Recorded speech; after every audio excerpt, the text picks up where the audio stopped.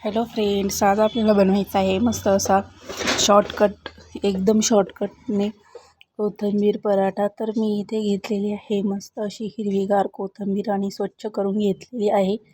ती नंतर चिरून घेतलेली आहे आणि आपल्याला लागेल तसं घ्यायचं आहे.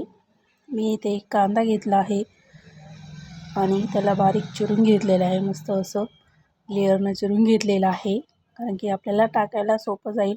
असं सुटसुटीत करून घ्यायचं त्याला.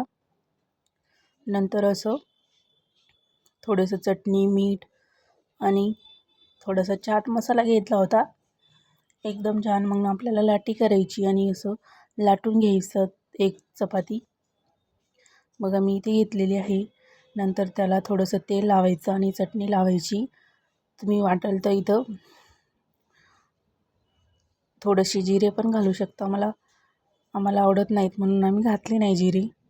थोडासा चाट मसाला पण लावला आणि नंतर कोथिंबीर अशी मस्त किती छान दिसत आहे बघा.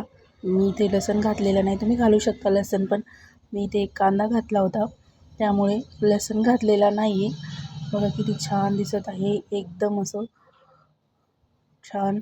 आणि हो, कोथिंबीर ही पण आपल्या शेतातीलच आहे, एकदम छान अशी. बघा किती छान दिसते. एकदा नक्कीच ट्राय करून बघा. असा एकदम शॉर्टकट पद्धतीने आहे. आणि हो, मी इथे 2 पद्धतीने तुम्हाला पराठा करून दाखवणार आहे.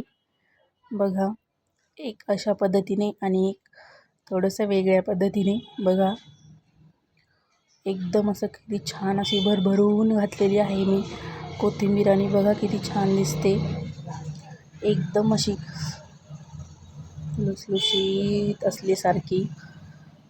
हे पण असंच करायचं, एक लाटी घ्यायची आणि वेगळ्या पद्धतीने आपले त्रिकोणी पराठा करणार आहे. इथे पण असं घेतलेलं आहे आणि इथे थोडंसं वेगळं, इथे कांद्याची पात घातलेली आहे. कांदा नाही घातला मी, कांद्याची पात घातलेली आहे. असं करायचं, सगळ्यांनाच लावायचं आहे. चटणी, मीठ, चाट मसाला आणि थोडीशी कांद्याची पात घातली होती यामध्ये.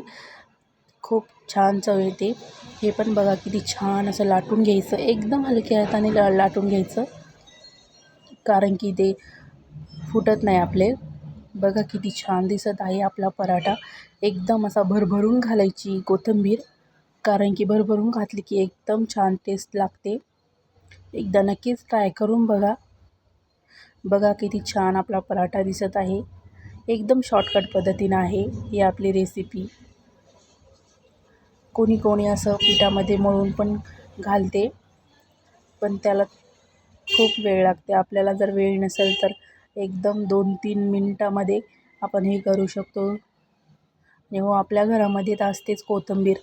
तर एकदा नक्कीच ट्राय करून बघा. किती छान झालेली आहे बघा, किती भरभरून आहे. एकदा नक्कीच ट्राय करा. बाय.